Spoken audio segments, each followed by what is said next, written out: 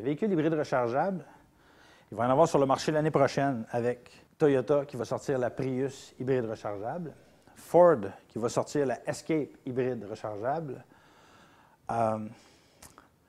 Honda qui parle de sortir une hybride rechargeable, Nissan qui sort un véhicule tout électrique qui va s'appeler la Leaf.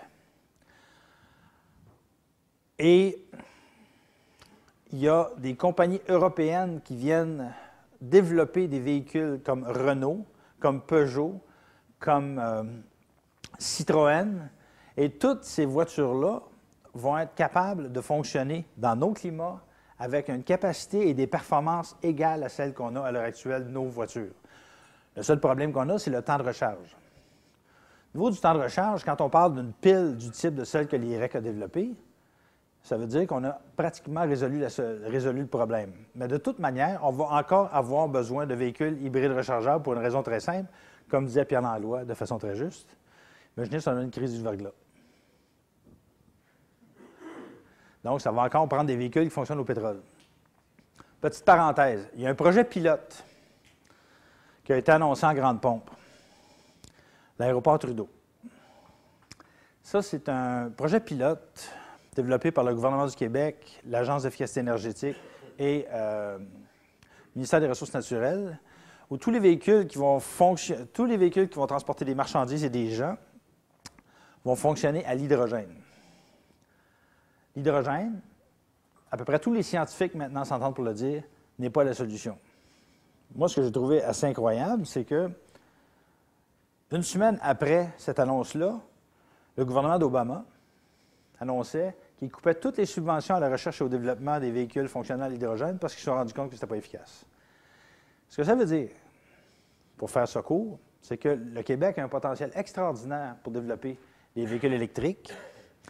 Il y a une compagnie qui s'appelle Projet Better Place qui essaye de vendre ses packages exclusifs de transport individuel. Ils ont fait ça en Colombie-Britannique, ils ont fait ça en Israël, et il y a des négociations pour que ça se fasse au Québec. Il ne faut pas que ça se fasse au Québec. Pour une raison très simple, c'est qu'on a tout ce qu'il faut ici, au Québec. On n'a pas besoin d'importer des véhicules fabriqués d'ailleurs pour qu'ils viennent se brancher sur notre électricité. On peut fabriquer des véhicules qui fonctionnent à l'électricité. Pour le moment, on parle principalement de véhicules pour les services municipaux, des véhicules de taxi, des véhicules de livraison. On n'est pas encore au niveau de fabriquer des véhicules qui seraient compétitifs avec ceux de Toyota, de Nissan ou de Mazda, mais on peut commencer avec ça et on pourrait développer ça. Bref, le problème auquel on fait face, c'est qu'on a des connaissances, on a des compétences, on a une énergie abondante, verte et pas chère. Ce qu'il va falloir, c'est qu'on s'assoie collectivement et qu'on se dise, voici, dans telle région, on pourrait faire tel projet qui pourrait faire fonctionner tel type de véhicule à électricité. Dans le milieu forestier, on pourrait avoir des véhicules qui fonctionneraient avec du biogaz. En Suède, présentement, il y a des autobus qui fonctionnent au biogaz, c'est-à-dire avec les résidus humains.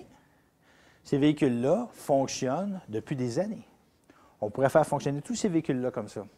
Donc, au niveau du transport, de se sortir de notre dépendance aux énergies fossiles, ce ne sera pas quelque chose qui va être facile, mais c'est certainement quelque chose qui est envisageable, pas dans le moyen terme, dans le court terme. On pourrait commencer très facilement avec un 5 et un 10 pour que d'ici 2020-2030, on ait diminué notre dépendance aux énergies fossiles dans le transport individuel et collectif d'au moins 40 %.